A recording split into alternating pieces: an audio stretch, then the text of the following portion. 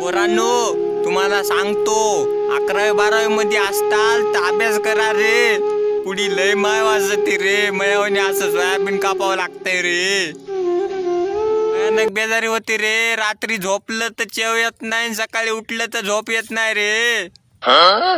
Soybean कापता कापता आपले हे सूर्य देवता असे त्रास देतात भयानक, असा त्रास देतात भयानक की बघायचं काम नाही. सावलीला गेलं की शिराळ पडतंय, सोयाबीन कापाय आलं की ऊन पडतंय. हातात आलेल्या पेनीचा जर बरोबर वापर केला नाही तर हातात इळा घेण्याची वेळ येते.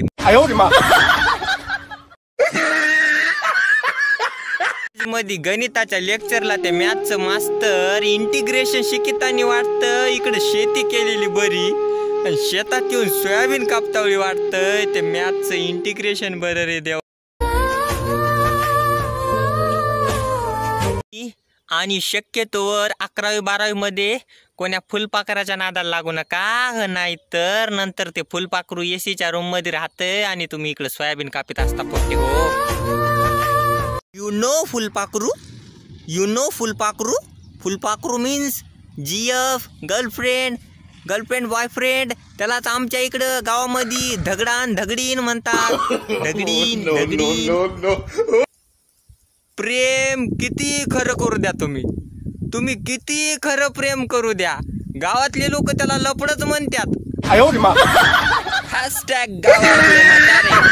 त्या फुलपाखराला कवाई नवरा भेटते हो, मात्र तुम्हाला बायको भेटत नाही हो. तुम्हाला सोयाबीनच कापावं लागतंय. शक्यतोवर 11वी-12वी तेवढी अभ्यास करा, कोण्या फुलपाखराच्या नादाला लागू नका, कारण पुढील 4 वर्षानं त्या फुलपाखराला तर सरकारी नोकरीवाला भेटते नवरा, मात्र तुम्हाला गावातलं झडग भेटते हो. झडग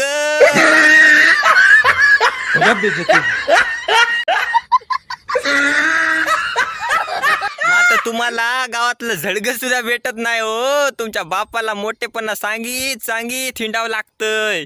कुठं बापाच्या प्रॉपर्टीवर तुम्हाला गावातलं एखादं वगारू भेटतंय, त्याच्या संग तुम्हाला तुमच्या संसाराचा रणगाडा चालवावं लागते. मग तुमचे लेकरं बी येडे होतात हो.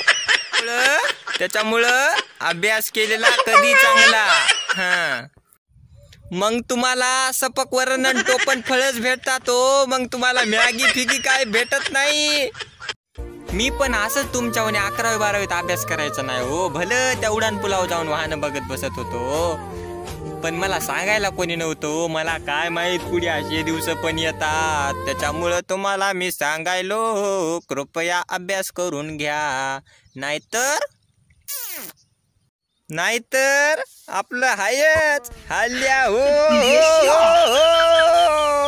तिला शिवा देजा तरी कळत नाही, हल्लं तरी कळत नाही, आणि एकदा पाण्यात बसल्यावर ती उठत नाही. अशा म्हशी तुम्हाला सांभाळावं लागत्या.